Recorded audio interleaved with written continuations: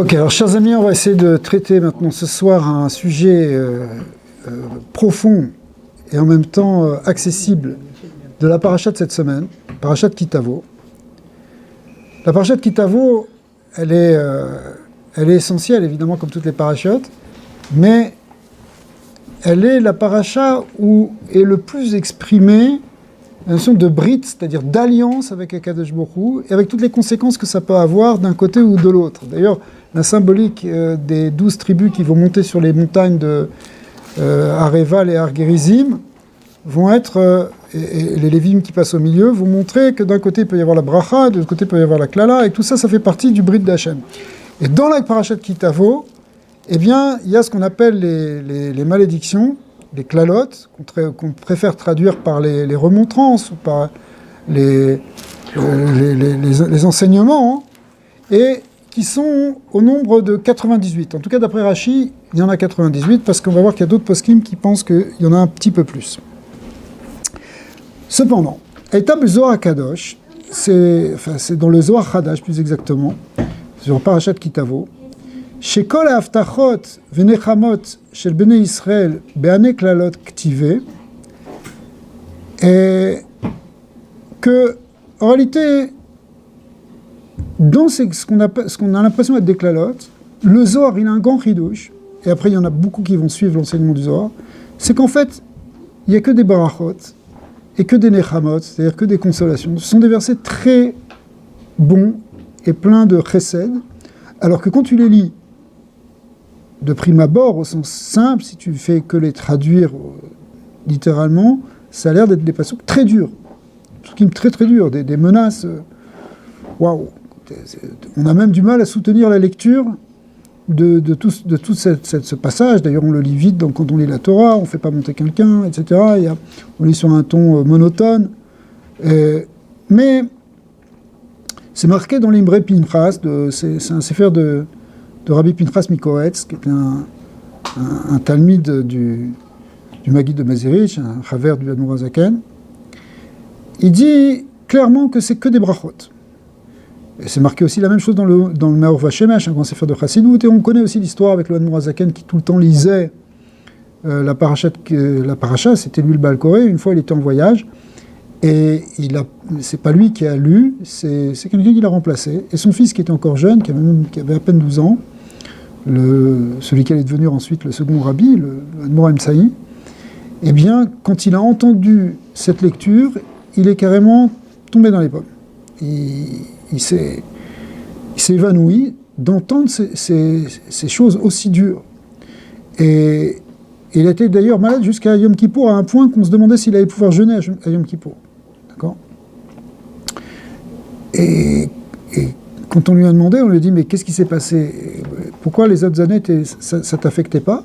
Parce que quand il entendait son père lire, il entendait que des brachot. Mais quand il a entendu quelqu'un d'autre, qui n'avait pas le même niveau spirituel que son père, eh bien, il a entendu des klalotes, des malédictions. Et très effrayantes, surtout pour un cœur sensible. Alors, donc en fait, le texte, c'est un texte très dur. Vous pouvez le lire, c'est même une mitzvah de lire la paracha. Mais le Zohar et ceux qui ont suivi, les Chassidim, les grands maîtres de la Kabbalah, nous disent non, c'est que des brachot.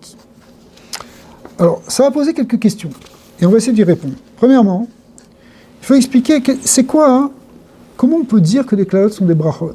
Alors, le texte, il est clairement négatif. Comment tu peux transformer une chose...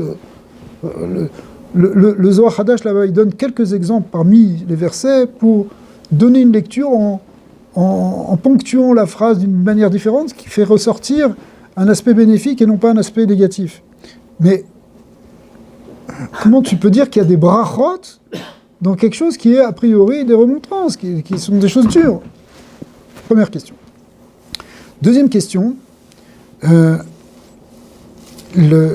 la fin des brachot, enfin dans le cours des klalotes, voilà, j'ai dit brachot, pour Hachem, il y a un fameux passouk, et le Harizal le reprend, qui dit la chose suivante: Ubaou alecha kol hakelalot haele, veratfucha veshigucha, Adi Shamdar, Kilo Shamata Bekol Hashem, lorsque toutes ces malédictions t'auront poursuivi et t'auront atteinte, parce que jusqu'à t'anéantir en quelque sorte, parce que tu n'as pas entendu la voix de Dieu, Hashem Elokecha, Nishmor mitzvotav, pour garder ses mitzvot, Vechukotav asher tzivicha, et ces statuts que je t'ai enseignés, que je t'ai ordonnés. Et le pasuk termine, Tachat asher lo avata et Hashem Elokecha besimcha v'tuv levav mirov kol. Parce que, et la Torah donne une raison fondamentale pour laquelle ces klalotes viennent, c'est parce que tu n'as pas servi l'Éternel ton Dieu dans la joie et avec bon cœur dans tout. D'accord ? Enfin, que tu n'étais pas complètement dans la joie. Et le Harizal dit qu'à cause de ce manque de simcha, c'est là que viennent les klalotes. Alors, bon, ok, il va loin le Harizal. Il dit, on pourrait presque se demander s'il vaudrait mieux ne pas servir Dieu plutôt que le servir sans la simcha. D'accord ? Mais il y a une question fondamentale. Quoi ? Parce que tu n'étais pas vraiment joyeux dans ta pratique des mitzvot, il va t'arriver tous ces malheurs. Il y a quelque chose qui est disproportionné, qui n'a pas... C'est pas évident de saisir ça. Ok. Donc ça, c'est la deuxième question. Pourquoi c'est tellement important, la simcha par rapport au klalot, et passer de la bracha au klala, à la klala parce qu'on manque de simcha? Troisième question. Vaya kitavo ala retz, asher Hashem Elokecha noten la. C'est marqué dans la Pesikta que En ve'aya et la lachon simcha. Le pasuk qui ouvre toute cette paracha, il dit ve'aya kitavo. Or, il y a un klal qui est marqué dans les Midrashim, dans la Pesikta, que chaque fois qu'il y a marqué ve'aya, ça veut dire qu'on va parler de simcha. Ve'en ve'aya et la lachon simcha. Vayehi, c'est la Shom Tsahar, comme par exemple Vayi Bimei Achashverosh, ça a annoncé qu'il y aurait les difficultés, l'oppression qu'il y a eu en Perse, mais quand il y a marqué Ve'aya, En la et la Shon Simcha. Donc a priori, effectivement, toute cette paracha, puisque le début de la paracha, c'est, comme dit le Rabbi toujours, ça doit inclure toute la paracha, ben, ça va être marqué sous le signe de la Simcha. Donc on voit que la Simcha, elle est en fait là. Donc première question, je répète. Comment tu peux dire que c'est des brachot alors que c'est marqué des klalotes? Deuxième question, pourquoi c'est si important la simpra, que si le manque de simpra amène des klalotes? Et troisième, mais en fin de compte, c'est quoi toute cette paracha? Alors que le titre, c'est un titre de simpra. Et après, pourquoi tu parles des klalotes? Ça n'a pas de rapport. Ok. Alors en fait, on va voir un point très important ce soir, très très important, c'est que la simpra, donc premièrement déjà on a vu en introduction que la simpra c'est quelque chose qui est une grande clé, mais ce qu'on va voir comme point essentiellement ce soir, c'est que la simpra dépend de la émouna. La force de la émouna va être ce qui génère, ou s'il y a un manque de émouna, ce qui fait perdre la simpra. Alors, on va un petit peu développer ça va être le thème, et on va voir à quel point même on peut changer les choses grâce à la émouna et à la simpra. Alors, c'est marqué dans les Sfarim à Kedoshim, l'exemple le plus connu, c'est celui du Chovot Alevavot, qui explique ça. Bon, Chovot Alevavot, c'est Rabbeinu Bechaye, c'est au XIIIe siècle, c'est déjà donc à la base des Rishonim, où il note ici, dans les notes, c'est marqué, hein, il dit, dans la Akdama au Sha'ar HaBitachon, il dit comme ça, Ve'aboter bakel, celui qui a confiance en Dieu, qui a le bitachon en Hashem. Ve'batra me'apgaim ve'libo batouar mimtso raot. Si quelqu'un, il a la sécurité, il est sûr, il a confiance en Hashem, que Hashem, qui va pas avoir de problème, qui va pas avoir de maux, il n'a pas peur de tomber malade, il n'a pas peur de quelque chose, d'un problème, et pourtant on sait combien il y a de peur. Mais si quelqu'un il est boter Hachem, il sait Hachem, il sait tout ce qu'il fait, c'est lui qui me protège, j'ai confiance en lui, de toute façon tout ce qui se passe, c'est lui. Si quelqu'un il a ça, c'est-à-dire qu'il a le bitachon b'Hachem, et qui pense que Vechol Asher Yavu Met Elokim, que tout ça vient de Dieu, tout ce qui lui arrive vient de Dieu, Yilo les Sasson les Simpra. Si quelqu'un il a le bitachon, il a complètement confiance en Dieu, il est toujours dans la joie. Et plus loin, il dit Veima bitachon simcha. Avec le bitachon vient la simcha. Donc, il y a d'autres textes, bon, il y a plein d'autres sources qui montrent le lien entre le bitachon et la simcha. Si tu as confiance en Hachem, tu as le cœur léger, tu n'es pas angoissé, tu n'es pas soucieux, tu n'as pas peur de l'avenir, tu n'as pas peur des conséquences. De ce qui peut arriver, qu'est-ce qui va se passer aujourd'hui, on est tous angoissés avec le Covid, il va revenir, il ne va pas revenir, la crise économique, tout ça, on a des peurs. Mais si on se dit, Akol bidé Hachem, c'est Hachem qui fait tout, j'ai confiance en lui, c'est lui le maître du monde, c'est lui qui contrôle tout, il est Yachid Beshlita, c'est lui qui dirige tout ce qui existe dans le monde n'existe qu'avec par sa Ashgacha, et même si des fois je ne comprends pas, mais en tout cas j'ai confiance en lui, si quelqu'un il travaille cette émouna-là, il ouvre la porte pour la simcha. D'accord ? Il développe la simcha en lui. Alors vous allez me dire, mais bon, c'est peut-être un peu artificiel, non ? Tu te dis, alors, tu te convaincs que Hachem, il est bien, et après tu mets simcha. On va voir que c'est beaucoup plus fort que ça.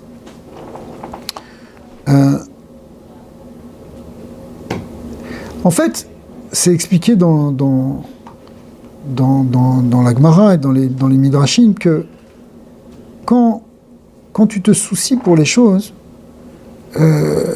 c'est-à-dire que tu as un manque de confiance, tu ne laisses pas de place à Hachem, en quelque sorte.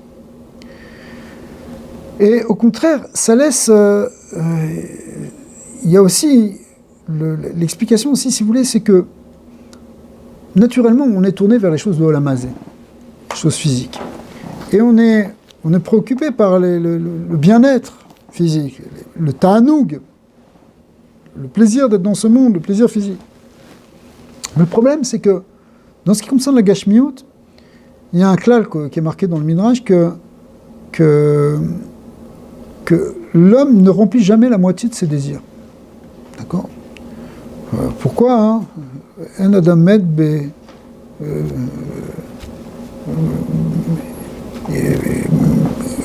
sans avoir rempli la moitié de ses désirs. Pourquoi ? Parce que il y a un principe, c'est que quand, à moins que tu travailles sur toi, parce qu'on peut travailler sur nous-mêmes aussi, mais le Midrash dit que si tu as 100, que tu t'es habitué à 100, tu as envie d'avoir 200. Et quand tu as 200, tu te dis, j'aimerais bien avoir 400. Donc en fin de compte, l'image que prend le Midrash, c'est que il te manque toujours la moitié de ce que tu désirerais, puisque tu as 200, tu aimerais avoir 400. Ah, mais maintenant, si tu as 400, en vérité, il te manque encore la moitié, parce que maintenant, tu as envie d'avoir 800. D'accord ? Donc ça, c'est la nature. Si tu te laisses aller à tes ta'avot, à moins que tu travailles sur toi, pour être samer bechelko, pour être content de ce que tu as, d'accord ? Mais si... Et comment tu es content pour toi ? Tu te dis, ce que j'ai, c'est ce qui est bien pour moi. Ça ne veut pas dire que tu ne veux pas, parfois, avoir plus, etc. Mais attention, si ça te rend triste, si ça t'angoisse, parce qu'il te manque, tu as l'impression que tu te manques, mais attends, est-ce que tu sais que tu as plus que ce que tu avais avant ? Donc sois content déjà. C'est marqué dans le Tiferet Shlomo, qui est un grand sefer de Chassidut, que là-bas c'est marqué dans Pirkei Avot, Ezeu Ashir Samer Bechelko. C'est qui le riche ? C'est celui qui est content de sa part. D'accord. Donc même s'il a pas grand-chose, mais qu'il est heureux avec ça, en fait il est riche. Alors que le millionnaire, mais il s'angoisse, peut-être il va perdre ça, et puis en fin de compte, pourquoi mon voisin il a 15 millions, moi j'en ai que 12 ? Donc il ne se sent pas riche, puisqu'il voudrait avoir 15 millions ou 30 millions. Ok ? C'est classique ça. C'est pourquoi ? Parce que ça dépend de la vision que tu as, ça dépend comment tu considères ta part. Si tu es Samer Bechelkecha, ça s'appelle Mamash que tu es riche.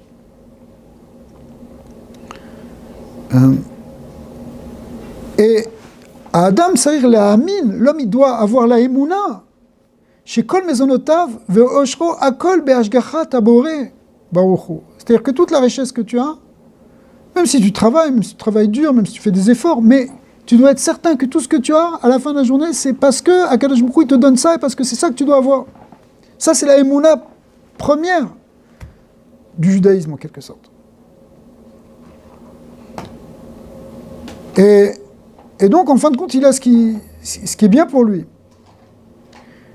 Et il dit comme ça, une très belle dracha dracha dans les psukim de Parashat Nasso sur les versets de Birkat Kohanim, à la fin, ça se termine, V'yasem lecha shalom. Et il placera sur toi le shalom. Et c'est quoi shalom? Shiyetzlo akol shlemut bli chisaron. C'est une bracha en fait. V'yasem lecha shalom, que Kadosh Baruch Hu, il fasse que tu te sens shalem. Shalom, pas simplement au niveau de la paix, mais au niveau de la shlemut. Si tu sens que tu as tout ce qu'il te faut, tu dis Baruch Hashem, j'ai tout ce qu'il faut en vérité. Ça, c'est la plus grande bracha parce que tu te sens shalem. Ok, alors que ouais, c'est ça. Et tu as raison, et ça, Yaakov, il dit Yesh li kol, j'ai tout. Et ça, il dit Yesh li rav, j'ai beaucoup, mais j'ai pas tout. Ça veut dire il me faut encore. Alors que Yaakov, qui a moins que Esav, mais il est satisfait de ce qu'il a, il dit je sens que j'ai tout, parce que Katanti Mikola Chassadim, je suis même trop petit par rapport à tout ce que tu m'as donné. Donc si quelqu'un, il se sent cette shlemut, il désire rien d'autre en fait. Ah ouais, ce qu'il a déjà, ça lui suffit. Et donc c'est ça la véritable bracha. Parce que sinon, si tu te sens pas comme ça, à quoi ça sert la bracha? Parce que même si je te bénis, ça va pas te suffire. Ok, j'ai encore, mais si tu es encore dans cette insatisfaction, même si je t'ai béni pour que tu aies plus, mais même quand tu as plus, mais ça suffit pas. On n'est jamais content. C'est une nature. On va voir cette nature de ne pas être content de ce qu'on a. Et quand tu n'es pas content de ce que tu as, hein, ben, tu n'es pas Vessimcha. Ouais. Alors ce qu'il dit Khamim, voilà, c'est Mishesh Lomane, Rotse Mataim, Veno Samer, Bamishe, Shechanenu Elokim. Ok. Alors, en réalité, tout ce qui peut nous arriver, que ce soit dans Bnei Chayom Zoné, c'est-à-dire dans les enfants, la santé, la parnassa, c'est-à-dire tous les inanimes de Olamazé, tout ce qui concerne la Gashmiout, etc. Mais aussi au niveau spirituel, eh bien chacun il connaît son manque, voilà, il me manque ça, on a tous des difficultés, on ne peut pas dire que tout est rose a priori, c'est pas non plus qu'on est ignorant de la réalité. Et toute cette sarot, toute cette agmat nefesh qu'on peut avoir, toutes ces épreuves, ça crée, si on s'y attache trop, ça crée ce qu'on appelle une mériroute, une amertume. Vechoser menucha vesimcha veshalvot anefesh. Veshalvut anefesh. Il va nous manquer la sérénité, il va nous manquer la paix, la tranquillité, parce que j'ai ce problème-là, j'ai ce problème avec ces enfants, j'ai ce problème avec cette parnassa, j'ai ce problème... Et on est tout le temps soucieux, tout le temps... Et ces soucis, finalement, ils affectent. Tu prends l'enfant, il n'est pas trop conscient, il est tout le temps Bessimpra, il a un problème, hop, il se relève, il est Bessimpra. Mais derrière là, les enfants sont Bessimpra. Mais plus tu grandis, même plus tu épuises ton capital de Simpra, parce que à force de tes responsabilités, de difficultés, de problèmes et de manques, etc., au bout d'un moment, tu t'es vidé de la Simpra et tu n'en as plus. Et c'est un gros problème. Alors qu'est-ce qu'on fait avec ça? Ve'etza lazé ou Simcha, ve'avodat à Simcha. Donc en fait, il faut travailler la Simcha. Il faut une avodat à Simcha. Et ça veut dire quoi une avodat une Simcha? Ça veut dire, c'est pas se déresponsabiliser, dire bon finalement je m'en fous, c'est pas grave, qu'est-ce qui se passe, etc. Et me couper de la réalité. Ça pourrait être une tendance aussi. On fait comme si de rien n'était, on rentre dans une espèce de vie imaginaire. Ouais, ça peut être même pathologique. C'est une manière de fuir la réalité. Ça peut être fuir dans les drogues ou des choses comme ça aussi. Pour trouver une simpra, en fait, c'est parce qu'on ne veut pas voir, on veut sortir de cette souffrance, on veut sortir de cette amertume, alors on trouve un moyen, quel qu'il soit. Et c'est pas de ça qu'on parle. Cette simpra, en fait, elle règle rien du tout. Et là, avodat asimpra ou avodat pnimit shel idbonenut be'emuna. Alors, à Pi Chassidut, on explique que la simpra, le avodat de la simpra, c'est quelque chose d'intérieur, où tu vas réfléchir profondément, tu vas faire un travail d'intériorisation de la emuna. Si tu réfléchis bien que Mamash HaKadosh Baruch Hu, c'est lui qui dirige le monde, que c'est lui qui contrôle tout, qu'il est Mechayet Kulam, plus que ça, qu'il est Memale Kolamim, Sovev Kolamim, Enatar Panoui Mile, ça veut dire qu'il est à la fois immanent, transcendant, omniprésent. Si tu réfléchis à tout ça, tes daagotes, tes soucis, tes angoisses existentielles vont commencer à diminuer. Et du coup, tu vas laisser de place à un sentiment de bitachon. Et ce sentiment de bitachon va générer de la simra. Mais c'est un travail pnimi.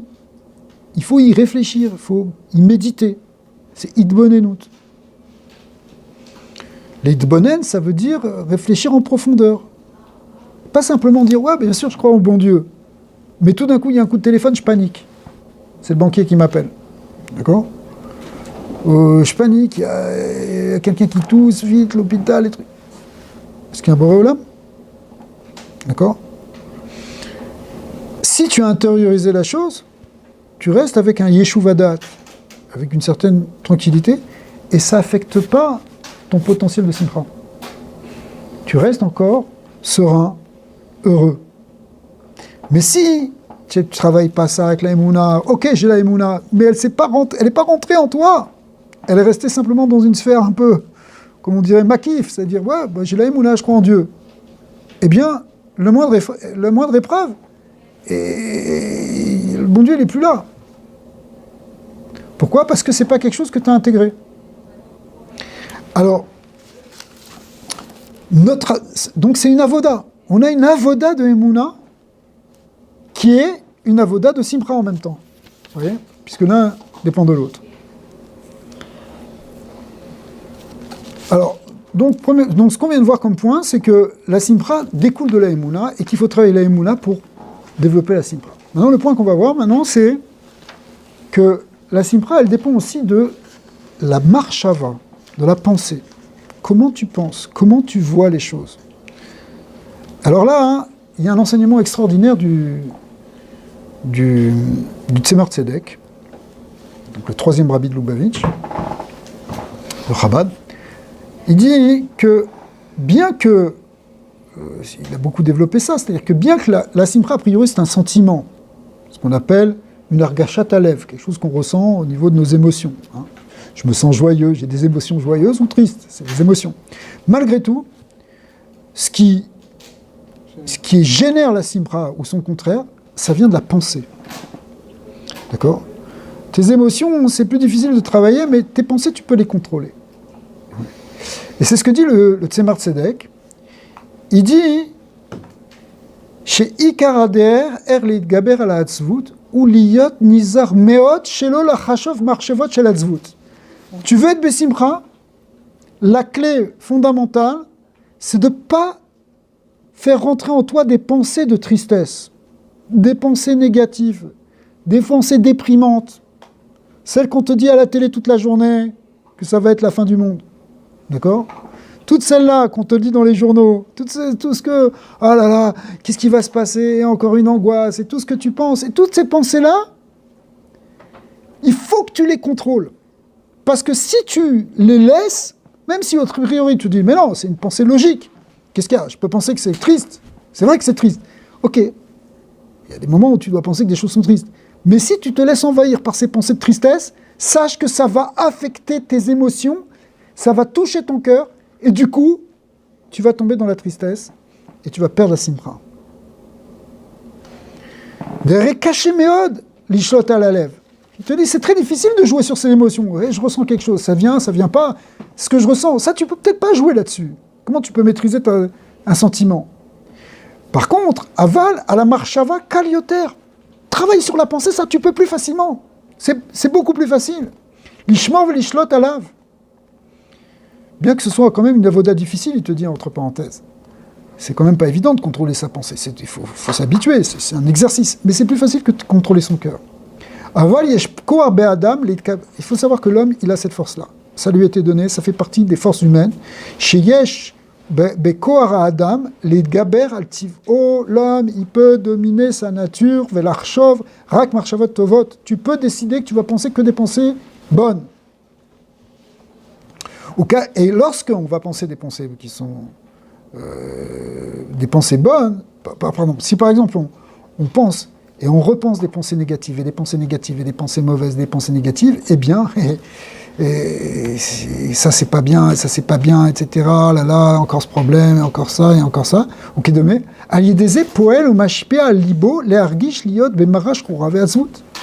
Ça produit que dans ton cœur, ça génère dans ton cœur eh bien, des sentiments de tristesse, d'amertume, de mélancolie, de tristesse. En revanche, si on domine sa pensée et qu'on pense que des pensées celles-ci, ודברים טובים, מיד כשנכנס איזהו מחשבה על עצבות, יידחה ויסלק אותו לגמרי. Alors si tu t'habitues à penser des pensées positives, des pensées bonnes, eh bien dès qu'il y a une pensée négative qui vient, une pensée triste, tu es capable de la repousser. Dire stop, retombe pas dans ce pattern de voir tout en négatif et de voir tout noir. D'accord. Et tu arrêtes ta pensée. Hein, c'est la fameuse expression du Tzemar Tzedek, de pense bien et ce sera bien. D'accord? Regvar mimela lechar zman yifol el alev shiye simcha vetov laev. Et si tu t'habitues à faire ça, eh bien ça va finalement avoir un impact sur ton cœur qui fait que tu vas être saméa, avoir un cœur joyeux, un cœur heureux. Olachen yesh leizer milotzi bepif divrei atzvut umara shkora. Alors, pas simplement au niveau de la pensée, mais au niveau de la parole aussi. Fais attention à ce que tu dis. Arrête de toujours dire des choses pessimistes. Arrête de dire toujours des pensées, des paroles angoissantes, qui font peur, qui attristent, qui sont... Parce qu'à la fois, qu'est-ce que tu vas faire avec ces paroles-là? Qu'est-ce que tu vas gagner? Ce que tu vas gagner, c'est que tu vas créer, générer des pensées, pas simplement en toi, mais dans ceux qui t'écoutent, des pensées d'angoisse et de peur et de tristesse. Et si c'est des pensées, finalement, ça va amener les gens à la dépression, à la tristesse. Ça ne veut pas dire que, comme on a dit tout à l'heure, ça ne veut pas dire qu'il faut se déconnecter de la réalité, mais il faut contrôler sa pensée, contrôler sa parole, parce que ça ne sert à rien de penser certaines pensées, et ça ne sert à rien de dire certaines paroles, si ce n'est que finalement, ça va amener de la déprime. Et qu'est-ce que tu auras gagné à ce moment-là? Ce que tu auras gagné, hein, c'est très grave. C'est ça qu'on va voir. Ça va être ça la cause des clalotes. Ouais. Parce que, alors on va voir, parce que c'est plus fin que ça, c'est parce que tu as fait ça, alors tu es puni. Justement, c'est pas ça. On voit que c'est une réponse plus fine que ça. Mais on voit que ça peut être très dangereux en vérité.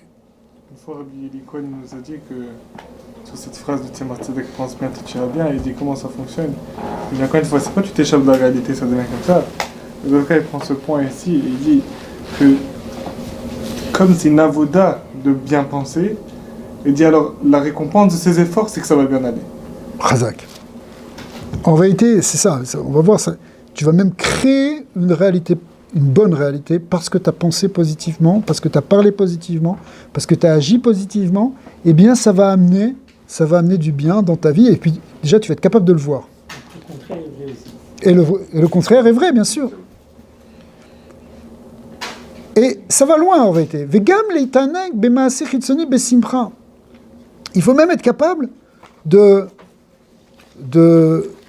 se comporter besimcha extérieurement, même si on n'est pas encore complètement joyeusement, mais au moins on montre un sourire, montre-toi positif, dis Baruch Hashem, tout va bien, même si tu es encore angoissé. Ah, ça n'a pas l'air bête? Non, en réalité, c'est ça qui va faire que ça va rentrer dans ton cœur et que ça va devenir une vérité. Dans une Igeret à Kodesh, le Tzemar Tzedek, il dit qu'une fois, il y a un chassid qui s'est plaint, il a dit de chez Kachelo la volide midat simcha. Il a dit j'ai du mal à être besimcha. Le Tzemar Tzedek lui a dit dans ce lachon que la marshava, hein, il a répondu dans la lettre. Donc c'est une lettre qu'on a du Tzemar Tzedek où il répond à ce chassid qui se plaignait de ne pas avoir beaucoup de simcha. Il a dit à marshava dibur maase shloshet levouché à nefesh em ikar be'anagat adam. En fait, c'est 3 vêtements du nefesh, de l'âme, c'est la pensée, la parole et l'action. Et sur ça, on peut avoir, nous, un pouvoir. On peut avoir un pouvoir sur notre pensée, sur notre parole et sur notre action. Et en vérité, c'est sur ça qu'on peut agir, nous, dans notre comportement. Ou Behem Abechira, c'est là qu'on a notre libre arbitre. Ton libre arbitre, il s'exerce sur ce que tu penses, sur ce que tu dis, sur ce que tu fais. Ouais. Adam tzarich lishmor al marshavato lachashov rak marshavot mesamechot. Et il écrit, le Tzemar Tzedek, qu'il faut garder sa pensée pour ne penser que des bonnes pensées, des pensées réjouissantes. Il faut faire très attention de ne pas dire des choses déprimantes. Et te comporter comme si tu étais plein de joie. Il faut montrer un comportement joyeux, que tu dégages de la simcha.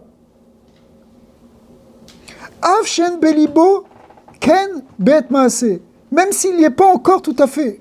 Il n'est pas encore vraiment là. Je ne suis pas vraiment simcha en vérité. Mais montre la simcha. Montre parce que ça va avoir un impact.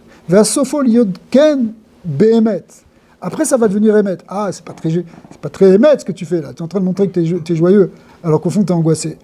Non, montre ça, et petit à petit, ça va agir que finalement, tu vas être bessimra, et tu vas dire, ok, passe à ta chaîne. Le Ramchal lui-même dans le Messiat Chirim, il dit là-bas dans Chelka Zrizut, il dit Zeleshono qui atnoua achitzonit meoreret apnimit, que le mouvement extérieur éveille l'intérieur. C'est-à-dire que si tu te comportes comme quelqu'un de joyeux, eh bien, ça va avoir un impact sur ton vécu intérieur qui va devenir lui aussi joyeux. Donc, ça ne s'appelle pas faire semblant, et c'est se comporter extérieurement d'une certaine manière qui va entraîner après la même démarche à l'intérieur.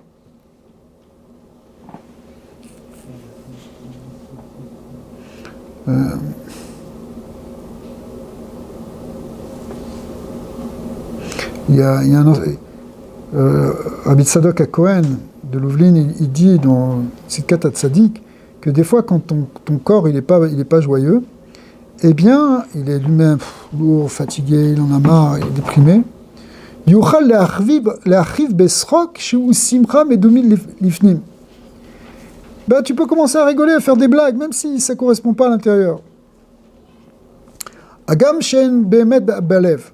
Mikol makol moil klapé agouf shekulo dimion. Mais le corps, lui, il va comprendre, comme lui, de toute façon, tout est illusoire pour lui, tout est imaginaire pour lui, il va croire que c'est vrai et ça va l'influencer. Rabbi Nachman dit toutes les maladies, c'est un mot de simcha, non?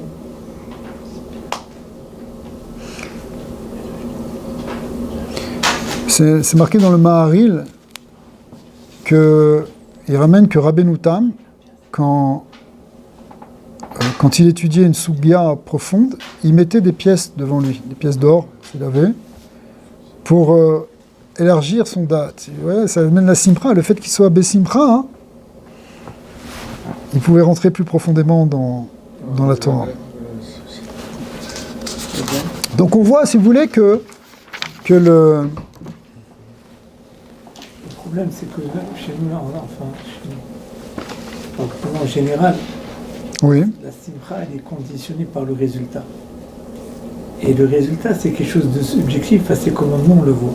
C'est pour ça que c'est Samer Bechelko. Voilà, c'est ça. Donc ça dépend de quoi? De la Emouna. Oui, c'est sûr, et du bitaron. Mais c'est ça. Ça ne nous dispense pas d'une avoda aussi. Oui, bah et des fois, c'est un travail sur la Emouna. Mais des fois, tu peux être triste parce que tu te dis, mais comment je vais régler mes problèmes?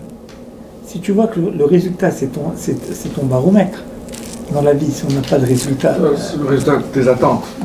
Non, mais même de tout, je sais pas. Tu veux faire des résultats, mais les résultats, ils ne sont pas dans ta main. Et d'ailleurs, tu le vois très bien dans ton travail de businessman, de commerçant, que des fois, tu penses faire quelque chose, et puis ça vient d'une manière différente, parce que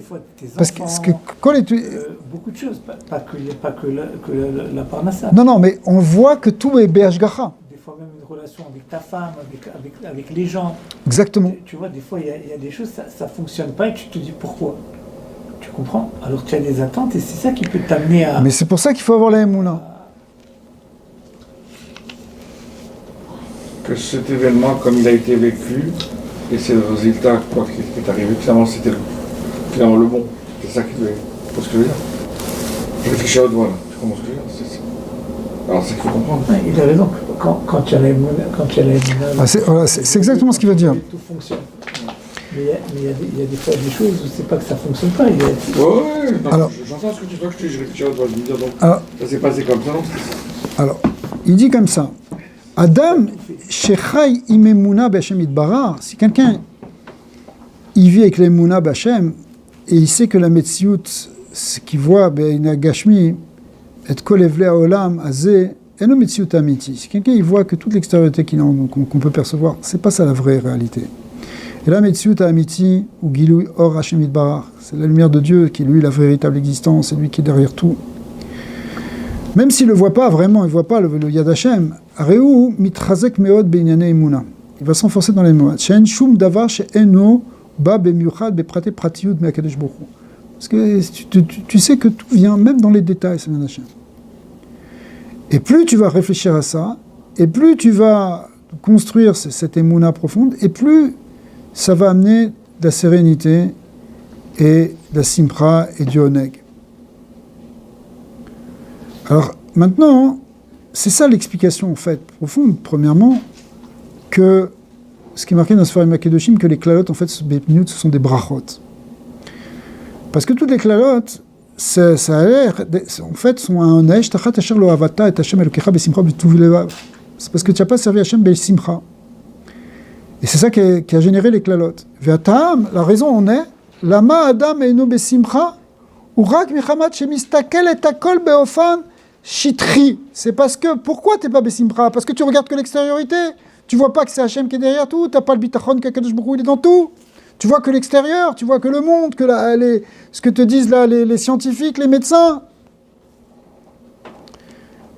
Beofen Chitri, blil et tamek bepnimiut ha'anyan, t'es pas rentré dans la profondeur, t'es pas allé voir derrière la superficialité, derrière la couche externe de la réalité. Mais lorsque tu vas au contraire te renforcer dans les nians de Emouna Bitachon et que tu vas méditer plus sur ce qu'il y a derrière, est-ce que tu vois réellement alors là tu vas voir que dans toute klala il y a une bracha. Et c'est ça qui va t'amener une simcha. C'est-à-dire, ça a l'air d'être une klala, mais il y a une simcha, il y a le Covid, mais derrière il y a quelque chose de bien.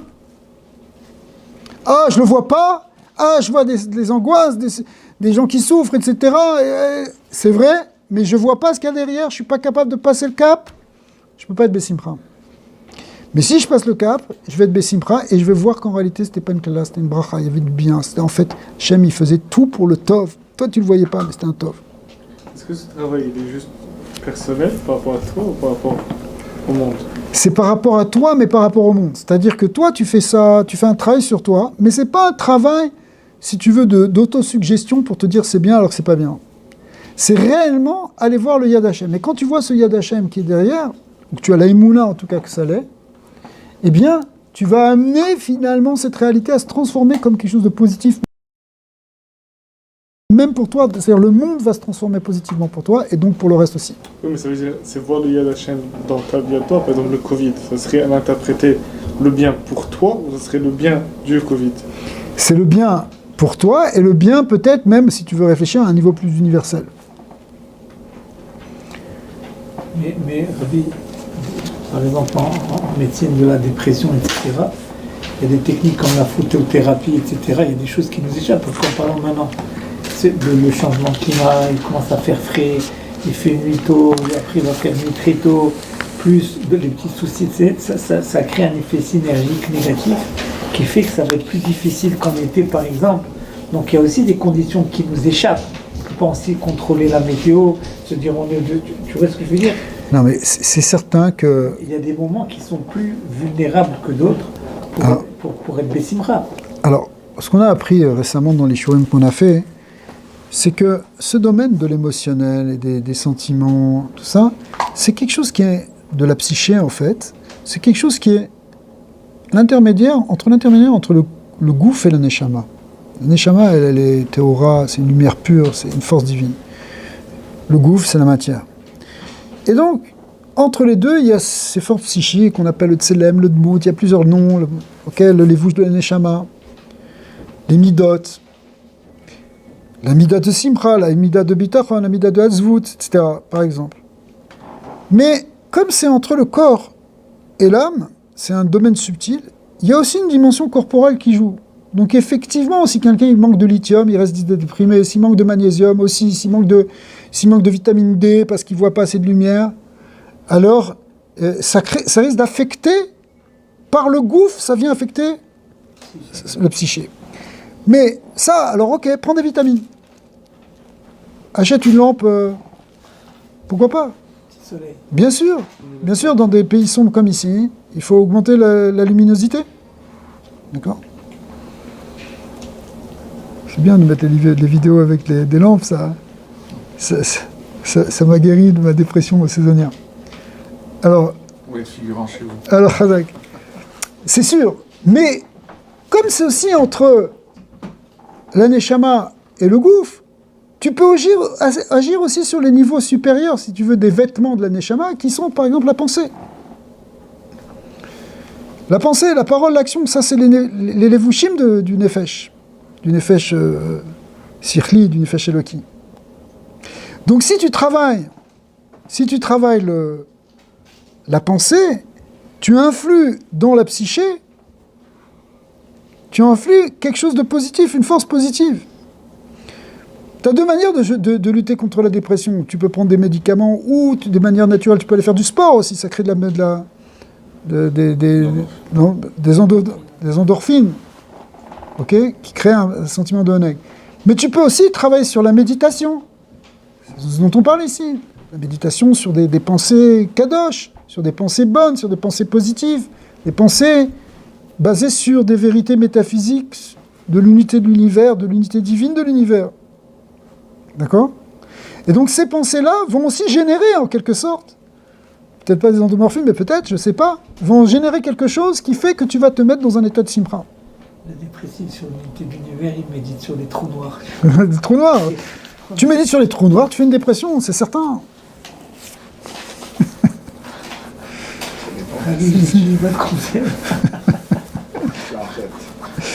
C'est mortel le trou noir.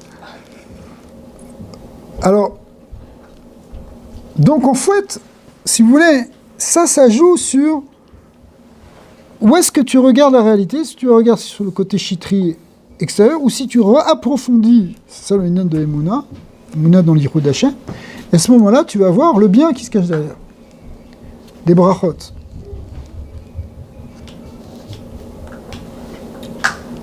Bon, il y a la fameuse histoire,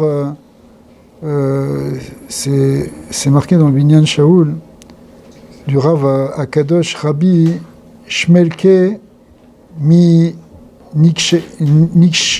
Nikshelburg, qui dit que lui et son frère, le Rav Akadosh Afla, ils ont une fois demandé au Maguid de Mezerich. Donc le Maguid de Mezerich, c'était lui le grand maître, hein, y compris du Admor Hazaken. Et ils ont dit, c'est quoi ce qui est marqué dans la Gemara Brachot? Chayav Adam levarer ala ra'a kishem shemevarer ala tova. Ok? C'est marqué dans la Gemara dans Brachot que tu dois bénir Dieu pour le mal comme tu le bénis pour le bien. Alors, ils ont demandé, mais attends, est-ce que tu peux bénir avec la même intensité? Ils sont allés voir Alors le Maguid, il a dit, vous voulez la réponse? Allez voir mon élève, le Rav Zouché Manipoli. Et lui, il s'est connu que le Rav Zouché, il était extrêmement pauvre, il vivait un état misérable. Dans une baraque délabrée, des fois il restait plusieurs jours sans manger, lui et sa famille, les vêtements déchirés, c'était vraiment la misère. Ils sont allés le voir, et ils lui ont dit, mais comment tu fais pour être Bessimra avec tout ce qui t'arrive? Explique-nous. Alors lui, il a répondu, ce qui m'arrive, moi je ne peux pas vous expliquer ça, moi j'ai jamais eu de problème. C'est-à-dire que lui, c'est le cas extrême évidemment, et on ne parle pas d'un benet qui comprend rien à la vie. C'était un très très grand Talmid Chacham, un très grand tzaddik. Mais Béhémet la Hamito, il ne ressentait pas le tsar. Parce que sa vie n'était pas axée sur l'extériorité, elle était axée seulement sur l'intériorité, uniquement sur le neshama. Pour lui, il était avec Hachem, il avait tout. Bon, évidemment, on n'est pas Rabbi Zouché Manipoli, qui était le frère de Rabbi Eliezer de Lizansk, qui est enterré avec le Maguid à Anipoli, en Ukraine, dans l'ouest de l'Ukraine, c'était Les deux, ils sont enterrés l'un à côté de l'autre. C'est vraiment, il était avec son talmide fidèle. On n'est pas du tout dans ce niveau-là. Il avait une neshama extrêmement élevée. Mais ça nous prouve que, suivant comment tu regardes les choses, comment tu regardes, est-ce que tu regardes au niveau intérieur, est-ce que tu regardes au niveau de la neshama, est-ce que tu regardes avec l'œil du bitachon, avec la conscience et la confiance que Akadosh Baruch Hu, il remplit tous les mondes, qu'il entoure tous les mondes, qu'il contrôle tous les mondes. Si tu vis avec ça, tu sens pas la tristesse. Tu sens la simcha, même si les conditions extérieures, elles sont extrêmes. Alors nous qui vivons quand même dans un petit cocon, un petit coton, même si on a des difficultés, mais bon, Hachem, on n'a rien à voir avec ce que vivaient ces tzadikim là au fin fond de l'Ukraine, dans la pauvreté, avec les Cosaques et tout ce que tu peux imaginer. Et à l'époque, les maladies et les pertes de tout, c'était des choses. Faut voir l'histoire de l'époque. Quand tu commences à lire les lettres qui s'envoyaient entre eux, tu vois, c'est l'histoire, c'est qu'est-ce qu'ils vivaient. Mais pourtant, lui, il me manque de rien, je manque de rien, mais bon, Hachem, j'ai jamais eu d'épreuve. Donc tout dépend, bon, c'est un exemple extrême, mais c'est important de savoir que comment tu regardes les choses, ta vie est différente.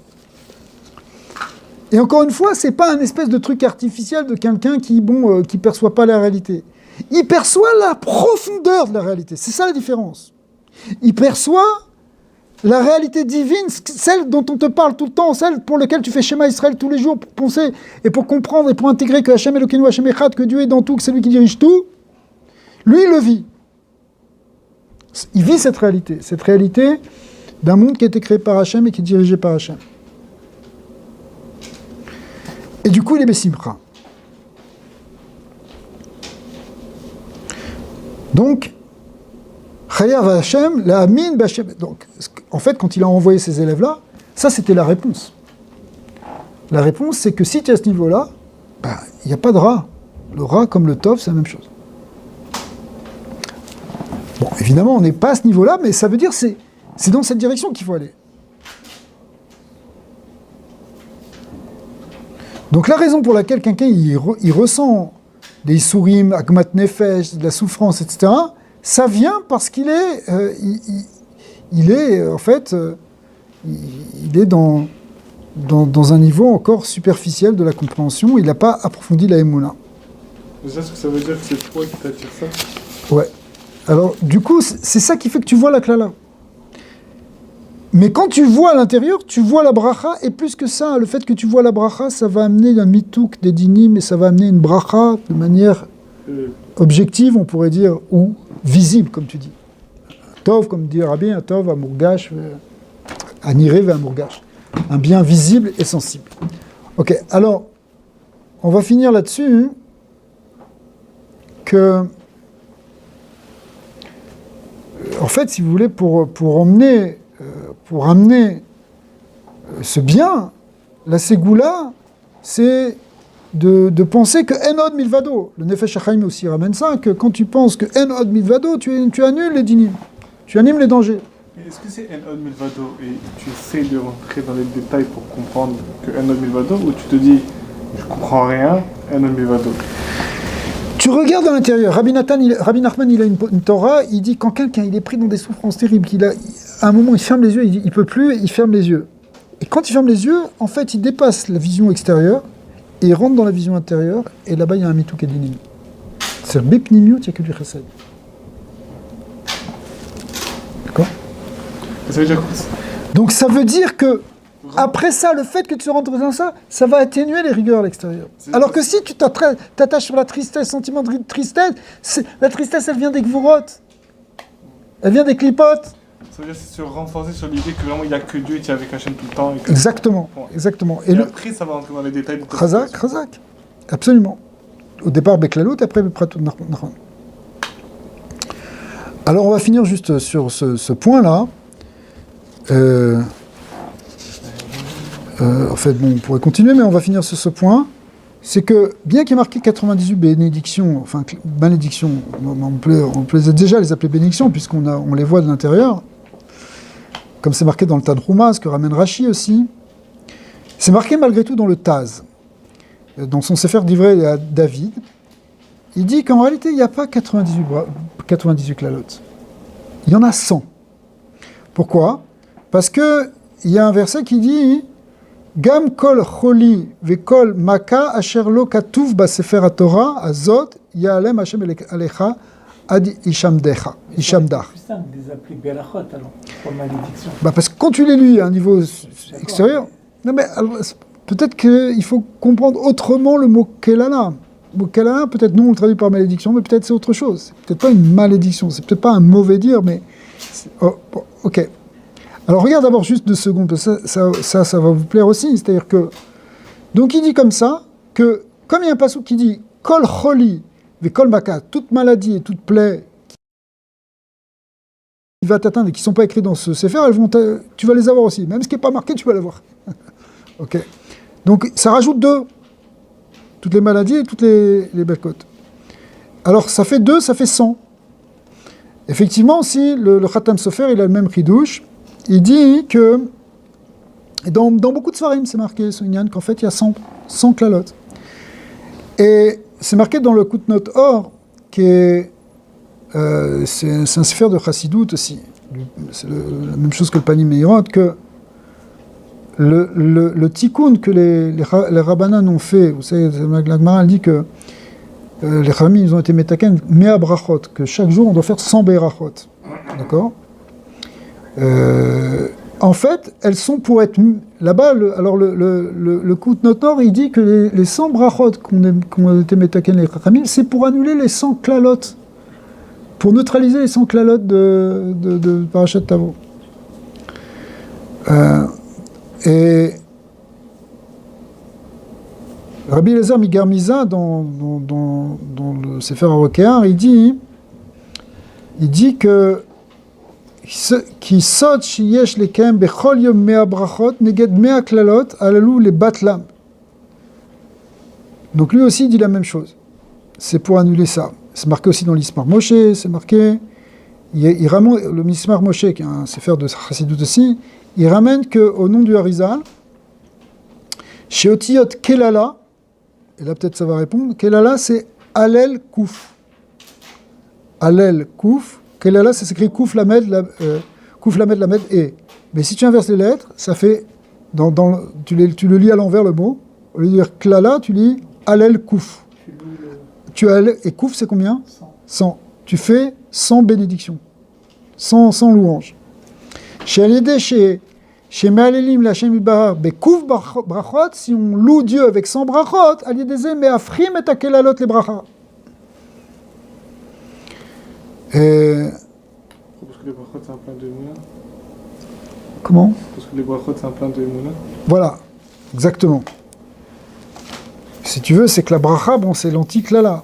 Donc si toi tu vois déjà les choses comme des brachot, et que tu arrives à percevoir la bracha derrière, finalement tu annules les forces négatives, tu annules les klalotes, tu as transformé, tu as lu 100 brachot, alors en lisant ce texte, tu lis 100 brachot, en lisant ce texte, ou dans ta vie, puisqu'il t'arrive des difficultés, et ben tu lis des brachot dedans, ça devient des brachot, tu annules la klala, ça devient, la négativité s'en va. Tu aimais Vatel le din, tu aimais Vatel le xardin. Parce qu'une bracha, c'est ça. C'est ça une bracha. Voir déjà le verre d'eau que ça vient d'Hachem, voir déjà la quand tu fais des brachot, c'est ça. Qu'on doit faire 100 berachot par jour, c'est relié à ça. On voit, c'est relié avec la Gemara, elle dit qu'à l'époque de David Ameller, il y a eu une épidémie, et chaque jour il mourait 100 jeunes, des bachourim là-bas, des jeunes hommes, pas des vieillards. Alors au bout d'un moment, David il n'en pouvait plus, et il s'est cassé la tête, et Berroi HaKodesh il a reçu que si on faisait 100 bénédictions, ça allait annuler les 100... C'est ça qu'Akadosh Baruch Hu il attendait. Donc ils ont été métaken de faire 100 brachot, et dès qu'on a été métaken de faire 100 brachot, alors la klala elle s'est arrêtée, l'épidémie s'est arrêtée, pardon. Et depuis on fait toujours 100 brachot, c'est resté comme ça, dans le Shulchan Aruch on essaie de faire ça chaque jour. D'accord ? C'est pour ça que Shabbat, on fait moins les amidot, elles sont plus courtes, donc ça enlève un peu de brachot. Il faut rajouter des brachot à Naïnim, on va manger un peu plus de petites choses pour rajouter des bénédictions. Et donc en fait, c'est justement comme ça que ça a été Nifsak et à Magefa. C'est Rak David Aya Shotek al Sarah shel Magefa. Et là, Od Aya Me'alel Meshaber Lashem. C'est-à-dire, en fait, on voit pour Aaron à Cohen. Aaron à Cohen, quand il a perdu ses 2 fils, qui étaient, on dit, étaient encore plus kadosh que Moshe et Aaron. Donc c'était une grande tristesse, une grande Sarah, tes 2 fils aînés, Chas v'Shalom, il n'y a pas pire. D'accord? Chas v'Shalom. Quelqu'un perd un enfant, c'est le plus grand malheur. Ok. Et c'est marqué, qu'est-ce qui est marqué? Vaïdom à Aaron. Il n'a rien dit. Il n'a pas sorti une parole négative, pas une plainte. Il a complètement fait ce que le Tzemar Tzedek nous a dit, de ne pas dire une parole triste. Vaïdom, il a même fait taire sa pensée. Je ne vais pas avoir de taromate contre Hachem, pas avoir de plainte contre Hachem, de pensée de tristesse. Mais David, il est allé plus loin. Au lieu de Vaïdom, lui, il a dit des brachot. Et le fait qu'il a dit des brachot, qu'il a fait dire des brachot, ça a complètement annulé l'exode. Chazak. Donc, en conclusion, on peut dire que, d'une part, ce qu'on avait vu comme question, c'est-à-dire que c'est pas vraiment des klalotes, c'est des brachot. Que ces brachot-là, elles viennent parce qu'on développe la émouna, qu'on contrôle notre pensée pour être une pensée de simcha, et que finalement, on s'aperçoit que si on fait cet exercice-là, eh bien, on amène au contraire complètement la bracha. On transforme ce qui pouvait être négatif, la négativité de l'existence, les difficultés de la vie dans ce monde, on le transforme, pas simplement, d'abord dans un premier temps, en une perception positive, une perception de Simra. À l'extrême, c'est Rabbi Zusha Menipoli, qui voit rien que du tov dans son existence misérable extérieurement. Et plus que ça va amener après des brachot bepoal, que finalement, on va avoir des brachot begashmiut, berufniut, bebnei chayom zoine, qu'avec ça on va amener Mashiach Tzidkenu, qui lui-même va nous amener la grande Simcha, et on va être Simcha betuv levav, et nismechu kulam, besimchat Mashiach Tzidkenu, avec la Geoula Shlema, Amen Ken Yiratzon.